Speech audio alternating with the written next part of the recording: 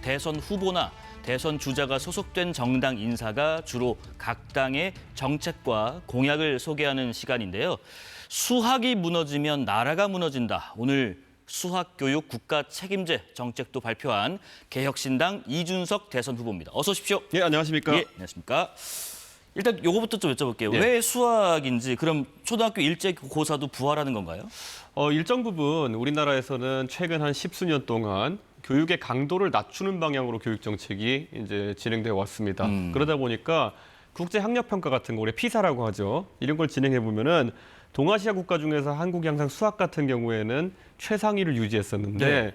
지금 싱가포르나 아니면 대만이나 이런 나라들이 밀리기 시작했습니다. 그런데 이런 나라들이 어떤 나라입니까? 나중에 과학기술 패권 경쟁에 있어서 우리나라가 함께 다퉈야 될 그런 국가들인데 예. 이렇게 수학에 있어서 실력이 떨어지는 현상이 나타나고 있는데 정치권 어느 누구도 교육계 어느 누구도 해야 될 말 하지 않습니다. 이제 우리 학생들이 조금 더 공부해야 합니다라는 이 간단한 말 하지 않고 그냥 포퓰리즘 속에서 그냥 계속 교육 강도를 낮추는 방향으로 가고 있거든요. 저는 이 조류를 멈춰 세우지 않으면은 지금 밖에 대선 주자를 나와가지고 AI 무슨 뭐 경쟁을 하겠다, AI에 100조 투자하겠다 이런 것들 하기 전에 우선 사람이 원조인데 지금 이 과학기술 패권 경쟁을 수행할 젊은 세대가 수학 실력이 저하되는 상황이 돼가지고 지금 당장 해법이 필요하다 생각해서 오늘 공약하게 됐습니다. 예, 수학교육 국가 책임제 간단히 좀 들어봤고요. 잠시 정치 현안 좀 예. 여쭙겠습니다. 후보 단일화를 놓고 국민의힘에 지금 뭐 보시는 것처럼 갈등이 지금 불거진 상황인데 김문수, 한덕수 이 두 사람 간의 문제가 아니라 당 차원에서도 갑론을박이 있어요. 관전평이라고 할까요? 한마디 주신다면요. 제가 국민의힘 당대표를 할 때 사실 윤석열 대통령은 특이한 사람이 있었기 때문에 선거에 이긴 대선과 지선을 연달아 선거를 이긴 당대표를 내쫓기 위해 가지고 어떤 무리수들이 있었는지를 다들 기억하실 겁니다. 그런데 지금 김문수 후보 방금 나가셨지만은 네. 김문수 후보를 놓고도 대선 후보 선출을 해놓자마자 바로 그 지위에서 끌어내리려는 시도가 있는 것을 보고 어디선가 많이 본 것 같다. 어디선가 많이 본 것 같다. 이런 네. 생각이 듭니다. 특히 제 상황은 뭐 대선 당선된 당선인이 대표를 끌어내리려고 하는 상황이었지만은 그건 뭐 힘싸움이라 할 수 있지만은 지금 김문수 후보가 겪고 있는 상황은 또 어떤 틀에서 보면은 김문수 후보는 최근에 따끈따끈하게 당원과 국민들의 여론조사로 선출된 그런 선출된 후보입니다. 예, 예. 근데 지금 국민의힘의 지도부라고 하는 것은 비대위원들도 그렇고 비대위원장도 그렇고 선출된 지도부가 아닙니다. 그렇기 때문에 선출되지 않은 권력이 선출된 권력을 끌어내리려고 하는 것, 이거는 보통 기술적으로 굉장히 문제가 있는 상황이다라고 예. 봐야 될 겁니다. 뭐 좀 김문수 후보 측은하신가요? 제가 김문수 후보랑 정치적 성향이나 아니면 예. 정책적 이견이 많기 때문에 제가 뭐 김문수 후보를 생각해서 그러는 것은 아니고요. 다만 이 상황은 제가 언젠가 한번 겪어본 것 같아가지고 말을 좀 보탠 것입니다. 예. 그 말씀하신 것처럼 이제 윤석열 당시 대선 후보와 국민의힘 당시 대표였던 이 후보님 충돌 상황이 연상된다고 말씀하시기도 하셨는데 당시 울산 회동 이른바 네. 갈등이 이제 봉합되는 것 아닌가 저희가 이렇게 봤었고 그때 이제 당 대표는 후보자 의사를 따르는 것으로 당무 우선권을 해석하는데 합의했던 걸로 기억하는데 맞나요? 당무 우선권이라는 것이 예를 들어서 그 당시 후보가 직접 그럼 당에다가 당에 예를 들어 사무총장 불러서 명령을 내리고 이런 게 아니라 네. 후보가 의견을 내면은 당대표가 그걸 듣고 그 취지에 맞게 당을 운영한다고 정리됐던 거거든요. 근데 합의는 그랬는데 어차피 나중에 안 지켜졌어요.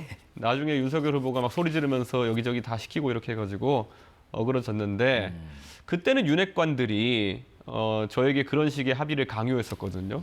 그러니까 후보에게 우선권이 다 있다. 그러니까 대표는 여기 따라야 된다 이렇게 했는데 지금은 오늘 다툼이 있는 걸 보니까 뭐 후보가 우선권을 무조건 가지는 건 아니다 이런 식으로 얘기하고 있거든요. 이분들은 어떻게 한 입으로 두 말 하는 것이 이렇게 일상화되었는지 좀 궁금하다 이런 생각입니다. 예. 뭐 자꾸 다른 당 얘기를 해서 좀 죄송합니다만은 네. 당시에는 그러면 후보가 우선이더니 지금의 지도부는 그때와 좀 결이 다르다. 한 입으로 두 말을 하고 있다. 그렇죠. 이런 비슷비슷한 말씀. 사람들인데 다른 말 하고 있습니다. 예. 김문수 후보 지금 지지자들은 이게 남부지법에 앞서 들으신 것처럼 전당대회 개최 중지 가처분 신청을 한 상태인데 김문수 후보도 뭐 강력한 법적 조치를 예고했고요. 가처분 걸면 김문수 후보 측이 100% 승산이 있다고 보시나요? 그렇죠. 아까 말씀드린 것처럼 선출되지 않은 권력이 선출된 권력을 뺏으려고 하는 행위, 네. 그거 자체는 뭐 가처분해서 어떻게 다퉈도 가장 최근에 따끈따끈하게 당원과 국민 여론조사로 이렇게 선출된 권력이 우세할 수밖에 없는 상황이다. 그렇게 봅니다. 뭐 그런 전당대회 과정에서 절차적인 문제가 있었던 것이 아닌 이상 그 권위는 유지되는 거죠. 네네. 여론조사 하나 살펴보겠습니다. 뉴스원 의뢰로 한국갤럽이 전국 만 18세 이상 남녀 1,007명을 대상으로 실시한 여론조사입니다. 대선 후보 가상 대결 결과인데요. 지금 뭐 이재명 후보 대 김문수 후보 대 우리 이준석 후보님 가상 대결에서 지금 51, 33, 8, 없다, 7 정도 나와 있고요. 그리고 이재명 후보 대 한덕수 예비 후보 대 이준석 후보 50대, 36대 8% 이렇게 나와 있는데 이 여론조사는 4일부터 5일까지 실시된 거고요. 조사 방법은 무선 전화 면접 100%, 표본 오차는 95% 신뢰 수준의 플러스 마이너스 3.1%포인트고요.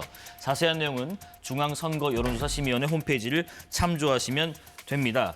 지금 뭐 수치가 일단 말해주는 것만 여쭤보면 보수 두 분 뭐 범보수라고 해서 합쳐도 이재명 후보에 지금 일단 밀린 상황인데 일전에 말씀하신 것 같아요. 여론조사는 여론조사일 뿐인가요? 여론조사는 당연히 우리가 선거 전략을 짜는데 중요한 참고 자료가 됩니다. 네. 대선이라는 것이 아직까지 후보들이 누가 나와 있는지 구도가 완벽하게 짜여지지 않았습니다. 원래는 김문수 후보의 선출로 이제 그런 대립 구도가 완성됐어야 되는데 갑자기 이제 한덕수 총리가 출마를 선언하게 되면서 네. 뭐 그들의 사정으로 지금 선거 구도가 아직까지 완벽하게 짜이지 않은 상황인데요. 저는 뭐 이번 주 말을 넘기면은 어떤 구도인지가 명확해질 것이고 그러면 좀 표심의 변동이 있을 것이다 이런 네. 판단하고 있습니다. 이번 주말을 하시면 이제 후보 등록이 마감이 되면 예. 그때는 이제 구도가 선명해질 것이다. 제 생각에는 한덕수 총리님이 그 무소속으로 출마를 감행하기는 본인도 안 할 거란 취지로 말씀하셨고 굉장히 어려운 상황일 것이거든요. 그래서 저는 어느 정도 정리가 되면은 그때부터 국민들이 실제 이 후보군들을 테이블에 올려놓고 네. 곳곳에 선거에 대한 얘기를 하지 않을까 그런 생각을 합니다. 지금 오늘 천하람 선대위원장이요. 김동연, 김경수 쪽 표심이 움직일 수 있다라고 언급을 했는데 이게 어떤 상관관계인지 또 이 지지율 상승을 위한 묘수가 있으신지 궁금합니다. 저는 결국에는 이재명 후보가 지금은 윤석열 대통령이 최근에 존재감을 다시 드러내기 시작하면서 네. 아직까지 계엄 국면이 끝나지 않았다는 인상을 윤석열 대통령이 심어주면서 좀 반사작용으로 지지율이 다시 오르는 효과가 있었다 이렇게 보고 또 본인의 사법 리스크가 다시 부각되면서 지지층의 강한 결집이 일어났다 이렇게 보고 있는데요. 결국 대한민국 국민들께서는 이번 대통령 선거가 윤석열 체제를 끝내는 그런 선거임과 동시에 앞으로 미래 5년 동안의 대한민국이 어떤 방향으로 갈지를 결정하는 선거다 이렇게 보실 거라고 생각합니다. 네. 그래서 결국에는 각 후보들끼리 비전을 놓고 겨루는 시점이 오게 되면은 구도가 좀 많이 바뀔 것이다 이렇게 보는 것이고 네. 이재명 후보가 최근에 경제에 대해서 이야기한 담론이나 이런 것들을 보면은 뭐 엔비디아 얘기도 있고 그다음에 뭐 여러 가지 얘기하는 것들이 어제는 뭐 5조 원 규모의 농어촌 기복소득 같은 걸 이제 얘기하셨더라고요. 이런 게 굉장히 취약한 지점이 많기 때문에 앞으로 이런 것들이 세세히 토론되게 되면은 충분히 표심의 변화가 있을 것이다 생각합니다. 정책 관련된 상대당 후보의 입장도 뒤에서 좀 여쭤보고요. 예. 국민의힘에서 이탈한 지지층을 끌어오는 것도 좀 염두에 두고 계실 것 같은데 어떠신가요? 이제 국민의힘을 지지하시는 분들 중에서 예. 과거에 뭐 이준석이 왜 그럼 윤석열 대통령한테 강하게 얘기할 수밖에 없었고 거기에 대해 비협조 적일 수밖에 없었느냐를 알아가시는 분들이 늘어가고 있는 것 같습니다. 네. 그 당시에는 당연히 윤핵관이라는 사람들이 이준석을 집단 린치하는 과정이 있었기 때문에 그걸 믿고 이준석에 대한 어떤 판단하신 분이 있었다면은 이 모든 걸 겪고 나니까 이준석이 그때 그럴 만했구나. 오히려 이준석이 용기 있게 올바른 행동을 하고 있었던 거구나. 그런데 그를 괜히 타박했던 거구나라는 인상을 가지신 분들이 늘어나고 있는 게 사실입니다. 그래서 저에게도 그런 부분을 뭐 문자나 아니면은 이렇게 연락을 주셔가지고 생각이 바뀌었다라고 하시는 분도 있고 표심에도 변화가 나타날 것이다 이렇게 생각합니다. 네네. 저는 지금 김문수 후보가 굉장히 억울한 그런 일을 당하고 있다고 본인이 항변하시는데 그보다 더한 일을 당했던 게 저 이준석입니다. 그때 보면 저는 단순히 이런 권력 다툼이 아니라 저 하나를 정치적으로 매장시키기 위해 가지고 젊은 정치인에게 뭐 성상남일이 이런 혐의를 씌워가지고 이렇게 쫓아내려고 했던 거 아니겠습니까? 2년에 걸친 과정을 통해 가지고 그런 것들이 검찰에서 무혐의가 나오고 이렇게 했음에도 불구하고 국민의힘이 지금 바로 잡지 않고 있는 거 아니겠습니까? 저는 저 개인이 그 겪었던 그런 상황들에 대해서 최근에 나이 든 세대들을 중심으로 해가지고 많이 생각이 바뀌는 분들이 있다. 이걸 네. 감지하고 있습니다. 라이브 방송에서도 그런 의견들이 오나 보네요. 예, 맞습니다. 선거가 가까워지면은 근데 그런 얘기 있습니다. 결국에 뭐 1, 2번 뭐 거대 양당 후보들에게 표심이 쏠리는 현상이 나타날 수 있지 않느냐. 네. 여기에 대한 대책도 혹시 있을까요? 적어도 예. 근데 그 1, 2번 이렇게 몰려가서 찍는다 해가지고 대한민국이 얼마나 바뀌겠느냐라는 질문을 하고 싶어요. 저는 이번에 특히 중도 보수 진영에 있는 유권자들 같은 경우에는 지금 김문수 후보나 한덕수 후보가 보여주는 것이 과연 미래겠느냐, 아니면 그저 그냥 안티 이재명을 어떻게 할까에 대한 그런 담론만 나와 있는 것이냐. 저는 미래 담론이 사라졌기 때문에 네. 이곳에 던지는 표가 사표라고 봅니다. 예, 저는 한덕수, 김문수 이 두 분이 다 저보다 선배고 저와 좋은 관계를 유지하는 분들이긴 하지만은 이분들이 미래에 대한 얘기를 하지 않기 때문에 여기에 던지는 표가 오히려 사표다. 이준석에게 던지는 표는 미래에 대한 투자다. 이렇게 말씀드리고 싶습니다. 예. 코너 제목대로 정책 얘기 좀 예. 집중해 보겠습니다. 앞서 수학 관련 정책 잠깐 말씀 나눴고 예. 카이스트 학생들도 만나셨는데 이제 과학 관련 공약을 내놓으셨어요. 예. 국가 과학 영웅 우대 제도. 예. 과학 관련 노벨상을 받으면 월 500만 원 준다. 예. 이거 어떤 전략입니까? 노벨상부터 해서 필즈상이라든지 굉장히 수학, 과학 이런 기술 분야에서 유명한 상을 수상하게 되면은 그들을 사실 메달리스트만큼 우대해야 된다는 것이 근본적인 생각이고요. 아, 메달 받으면 연금 받는 것처럼요? 그렇죠. 우리가 체육인들 같은 경우에는 경기력 향상 연금이라고 해서 그런 것들을 받아서 계속 이제 운동에 매진할 수 있도록 하는 제도가 있는데요. 이 과학기술인들 같은 경우에도요, 본인들이 하고 싶은 연구를 하는 데 있어가지고 경제적 안정성 아니면 경제적 포상 체계라는 것이 굉장히 중요합니다. 그런데 이것이 지금까지 없었거든요. 저는 그래서 이런 부분을 좀 만들겠다라는 공약이 하나고요. 나중에 어느 순간에는 네. 아이들이 우리 어머니, 우리 엄마 과학자라서 저렇게 나라에서 대접도 해주고 그래. 아니면 우리 아빠는 과학자라 가지고 공항 나갈 때 보면은 비즈니스맨들처럼 패스트트랙으로 대우받아서 나간다. 뭐 이런 어깨가 좀 으쓱할 수 있는 지점들을 만들어야 된다. 이렇게 생각하거든요. 네. 그래서 저희가 그런 아까 연금 제도도 마찬가지고요. 포상금 제도. 그리고 또 한편으로는 공항에 입출국할 때 국제 회의나 이런 것들 과학자들이 더 많이 다녀야 되거든요. 네. 그래서 빠르게 출국할 수 있는 패스트트랙 제도라든지 이런 것들을 도입하겠다고 공약했습니다. 네. 뭐 공익 광고 중에서 우리나라에는 아이돌도 필요하지만 과학자도 필요합니다. 이런 카피도 떠오르네요. 예, 중요합니다. 부동산 공약에도 관심 높죠. 예. 지금 주택담보대출, 주담대. 근데 잠시 멈춤 대출 이 제도를 내놓으셨는데 잠시 멈춤 대출 이게 어떤 건가요? 최근에 주택담보대출을 받아보신 분들은 알 텐데요. 과거 같으면 우리가 거치 10년 이런 상품들이 있었습니다. 예, 예. 이 말인즉슨 주택담보대출 받았을 때 원리금 상환 중에서 원금 상환을 10년 정도 유예하고 그렇죠. 이자만 갚아나가는 그런 형태의 대출 상품들이 있었거든요. 최근에는 가계부채 줄인다는 취지에서 거치 기간을 없앤 상품이 대부분입니다. 맞습니다. 그 빚내면은 바로 원금 이자 갚기 시작해야 되는 경우가 있는 거예요. 그런데 이게 사회초년생, 신혼부부라든지 아니면 이제 아이를 키워야 되는 돈 쓸 데가 많은 부부들 같은 경우에는 월급 받아가지고 세금 내고 거기 사회보험료 내고 주택담보대출에 원리금 갚고 나면은 쓸 돈이 없는 없어요. 겁니다. 예. 쓸 돈이 없어가지고 결국에는 소비 지출을 줄이게 되고 그럼 이게 돌아가지고 소상공인들은 돈이 안 돌아가지고 고생하게 되고 이런 구조적 문제가 있습니다.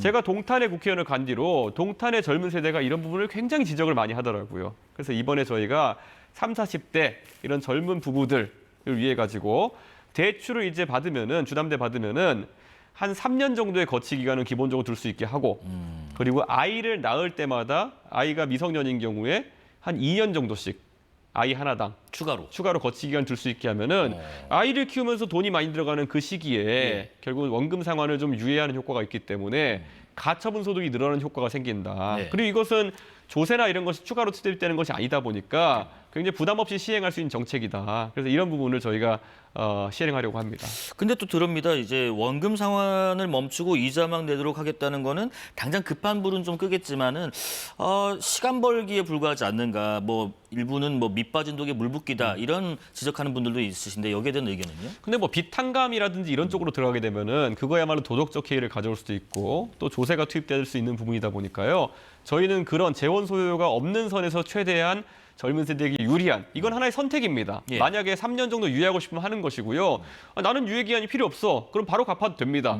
그럴 분들이 얼마나 될지 모르겠지만 네네네. 그럴 땐 그런 선택을 주는 것에 있어 가지고는 저희가 뭐 이 제도가 크게 각광받을 것이다 이렇게 판단하고 있습니다. 그리고 정부 조직 개편안 공약도 보면은 예. 지금 현행 19개, 19개 부처를 13개로. 예. 요거는 왜 필요한가요? 대한민국이 사실 원래 미국 같은 나라는 뭐 국무부, 네. 국방부, 그다음 뭐 재무부 이런 식으로 이름이 간명한 부처들이 적은 수로 존재하는 그런 정부 형태를 가지고 있고요. 유럽에 가면 프랑스 이런 데 보면 막 30개씩 장관이 있고 이럽니다. 예. 그러니까 이런 유럽식과 미국식 어딘가 사이에 우리가 지금 존재하고 있는데요. 저는 우리가 대부처주의로 가야 된다. 그래서 부처 간 칸막이를 최대한 뭉쳐놓고 그래가지고 업무를 서로 미루지 않게 하는 정부 효율의 강화가 필요하다. 이런 생각을 갖고 있고요. 네. 사실 19명의 지금 장관, 부처가 있다고 하더라도요. 실제로는 중복 업무가 굉장히 많습니다. 산업자원부가 그다음에 중소기업벤처부는 기업의 규모에 따라 가지고 일이 갈리는 것인데 굳이 이래야 될 필요성이 있을까 생각하고요. 통일부 같은 경우에도 북한이 특수한 상대이긴 하지만은 예를 들어서 외교 업무가 주 업무고 통일 업무에 있어서 가장 큰 업무가 육자 외교 이런 거잖아요. 네. 근데 이걸 외교부랑 따로 한다는 것 자체가 말이 안 되는 겁니다. 그렇기 때문에 이런 비효율을 없애기 위해서 외교 통일부로 통폐합한다든지 아하. 이런 정부 효율화를 꾀야 되는 게 이거 하나하나 다 세금입니다. 그래서 저는 이 부분에 대해 가지고 개혁신당과 저 이준석만 정부 조직을 효율화해가지고 부처 수도 줄이겠다 이런 이야기를 이제 하기 시작한 건데요. 다른 네. 후보들도 동참했으면 좋겠습니다. 그 부처 축소 혹은 개편 중에서 여성가족부 폐지. 요거는 지난 대선에서 또 나왔네요. 여성가족부 폐지가 계속 선거 때만 나오는 이유는요. 실제 이 부처가 스스로 존재해야 되는 이유를 설명하고 있지 못하기 때문입니다. 최근에 여성가족부가 결국에는 과거 김대중 정부 시절에 생겼을 때는 호주제 폐지부터 시작해서 대한민국에 오랜 기간 누적되어 있던 제도의 변화에 있어서 역할을 한 건 사실입니다. 그런데 이제 그 역할이 다 하다 보니까 계속 여성 업무와 관계없는 것들 끌고 들어가지고 부처의 생명을 유지하려는 그런 움직임만 보이고 있습니다. 그래서 네. 들으시는 분들이 놀랄 수도 있는데요. 청소년 게임 관련 업무 이런 것들 막 여가부가 가져가곤 합니다. 그래가지고 계속 이런 부처의 존속을 위해 가지고 업무를 만들어내는 상황인데 이 정도 비효율이면은 이제 사라질 때가 되었다 이런 생각을 하고요. 네.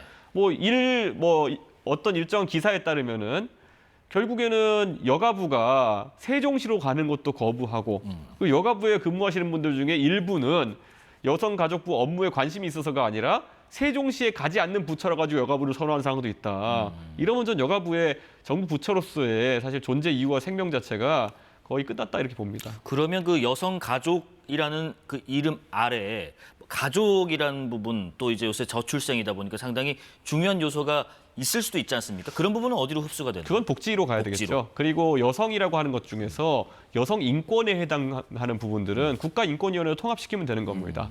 이미 다 이런 업무를 할 다른 부처나 위원회 조직이 있는데 이걸 따로 부서로 두는 것은 결국에는 지금까지 이 비효율을 방치해온 그런 여성계 반발이나 이런 것이 두려워가지고 비효율을 방치해온 데 있다 이렇게 보는 거고요. 네. 지금 우리가 여유가 없습니다. 과감하게 정부 구조조정 지출해야 되고요. 지출 구조조정해야 되고요. 그를 통해 가지고 국민의 세금 부담을 낮추는 것이 무엇보다 중요하다 이런 생각을 합니다. 지금 이제 현장 특히 대구를 시작으로 해서 지역 유세 행보를 계속 하고 계신데 현장에서 국민을 이제 만나셨을 때 예비 유권자분들을 만나셨을 때 제일 많이 들었던 말은 뭐예요? 사실 대구 같은 데를 가면요. 이 보수 진영에 있어가지고 좀 부끄러운 상황이 연속되고 있는 것에 대해서 말을 많이 하십니다. 네. 지금까지는 그 국민의힘의 정치인들이 이끄는 대로 가봤는데 지난 3, 4년 동안 망신만 샀다 이런 겁니다. 그들이 결국엔 유권자를 잘못된 방향으로 이끌었다는 것이죠. 네. 그래서 저한테 항상 물어봅니다. 이준석 씨가 이 대한민국을 올바른 방향으로 이끌 자신이 있느냐 이렇게 물어보고 이제는 젊은 사람에게 좀 기회를 줘야 되지 않겠느냐 이런 말씀하시는 분들이 많습니다. 네네. 지금 지역별로 혹시 또 민심의 차이가 좀 있나요? 다녀보시면? 당연히 존재하고요. 그런데 저는 제가 국민의힘 대표할 시절부터 서진 정책이나 이런 것들도 아주 열심히 하고 이랬기 때문에 며칠 전에 제가 호남 지역에 가서 네. 5.18 묘지도 참배하고 이랬는데 많은 분들이 저에게 오히려 응원해 주시는 그런 광경을 목격했거든요. 그렇기 때문에 저는 적어도 제가 내세우는 논리와 상식을 앞세운 정치가 지역이나 아니면 세대를 넘어선 그런 소구력을 가진다 이런 생각하고 있습니다. 예, 주요 정책들 지금 짚어보고 있습니다. 혹시 지금 대선 전국에서 다른 대선 후보들도 뭐 공약을 속속 내고 있는데 이 후보의 이런 공약은 뭐 일리가 있다, 혹은 좀 탐이 나는데 개발할 필요가 있겠는데 하는 공약이 혹시 눈에 보이는 게 있으실까요? 이제 저희가 홍준표 후보라든지 아니면 안철수 후보 이런 분들이 냈던 공약들 같은 것을 검토해가지고 저희 공약에 반영을 하고 있습니다. 네. 특히 가장 눈길이 가는 것은 사실 오세훈 시장께서 제시하셨던 예전에 안심소득에 불렸던 디딤돌 소득에 대한 부분인데요. 네. 결국에는 굉장히 보수적인 정치관 속에서 음해소득세 개념이라는 걸 활용해가지고 결국에는 근로소득 보조를 통해가지고 이런 저소득층을 보조하는 제도를 이제 설계하신 거거든요. 네. 그런데 이런 정책 같은 경우에는 충분히 계승할 만하다 이런 생각을 가지고 있고요. 예, 예. 홍준표 시장께서는 상당히 국민들의 가려운 곳을 긁어주는 정책들을 많이 이야기하셨습니다. 그래서 예를 들어 사형제를 실제로 집행하겠다 이런 것들도 검토하겠다 하셨는데요. 저희 내부적으로 그런 것들도 담아낼 수 있는지 고민하고 있습니다.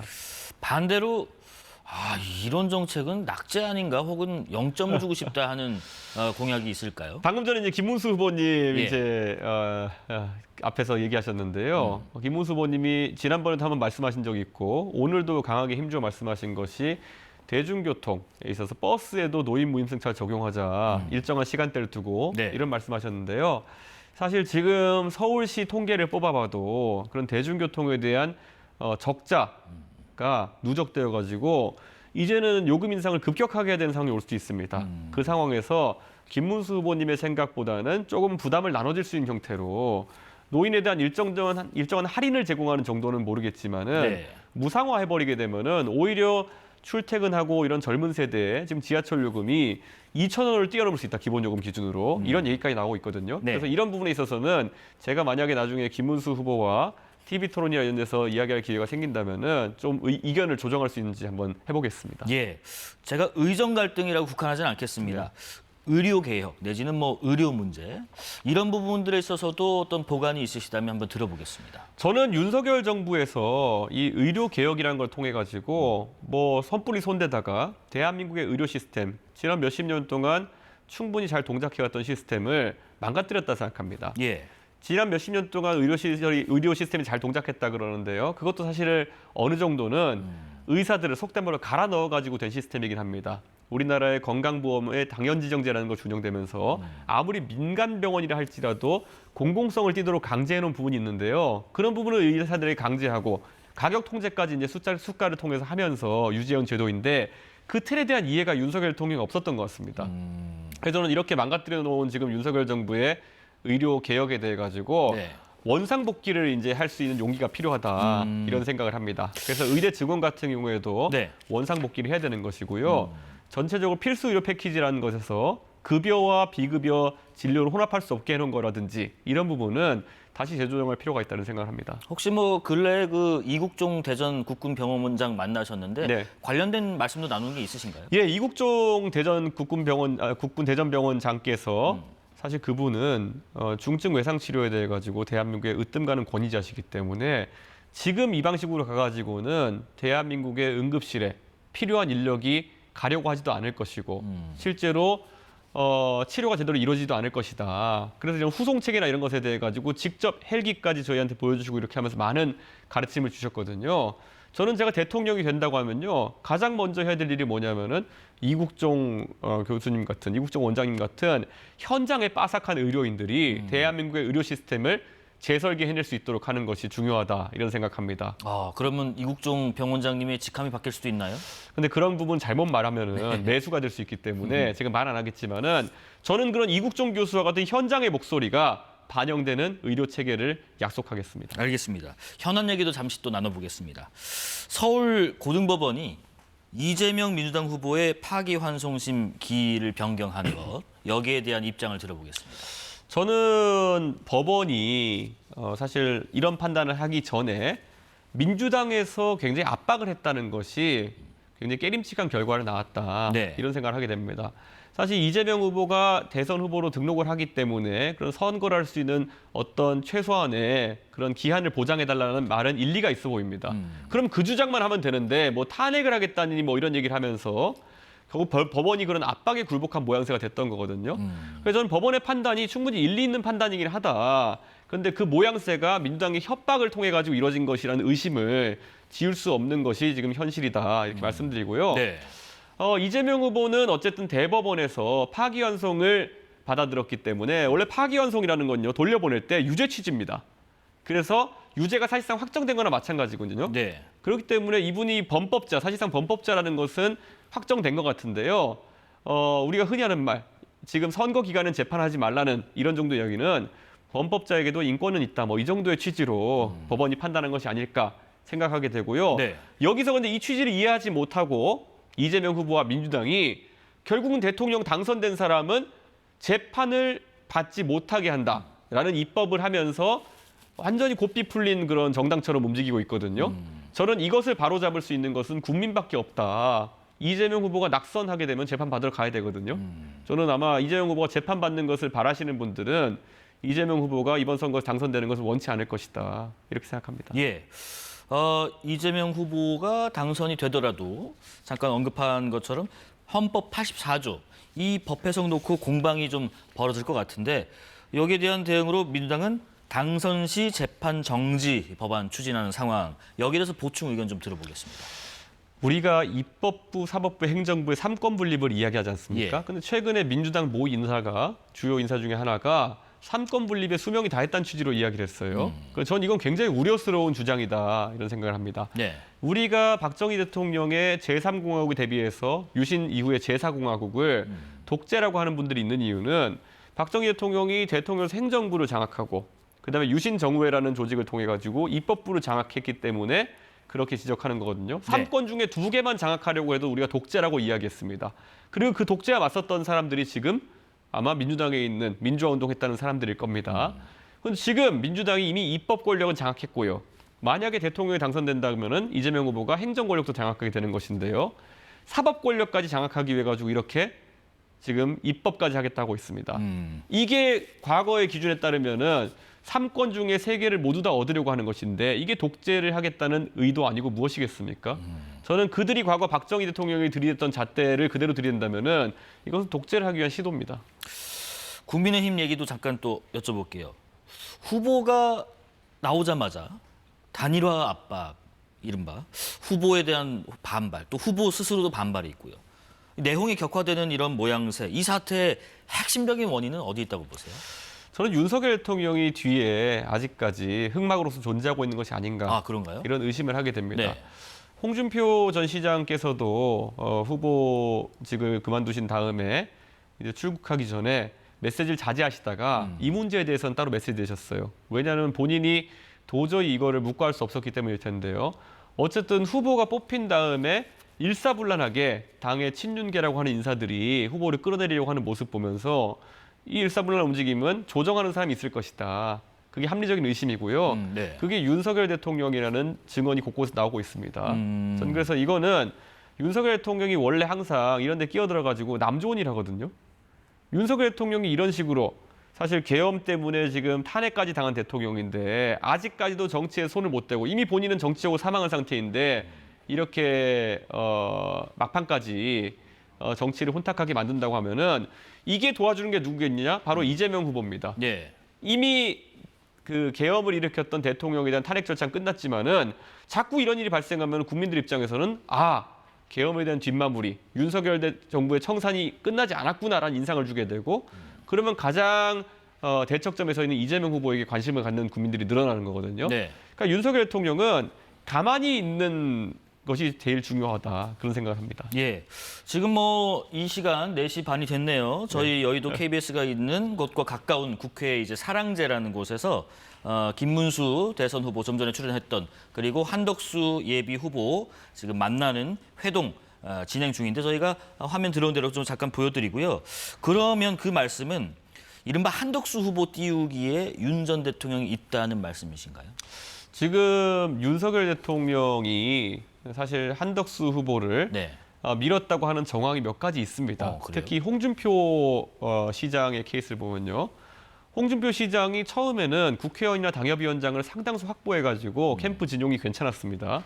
근데 그 사람들이 소위 김문수 후보에게 이동했다가 이제는 또 이제 한덕수 총치로 이동한 상황이거든요. 그러면 홍준표 시장 입장에서는 처음부터 이런 식으로 가려는 시나리오가 있지 않았나라는 의심할 수밖에 없는 것이거든요. 네네. 그래서 저는 합리적인 의심이다 이렇게 생각합니다.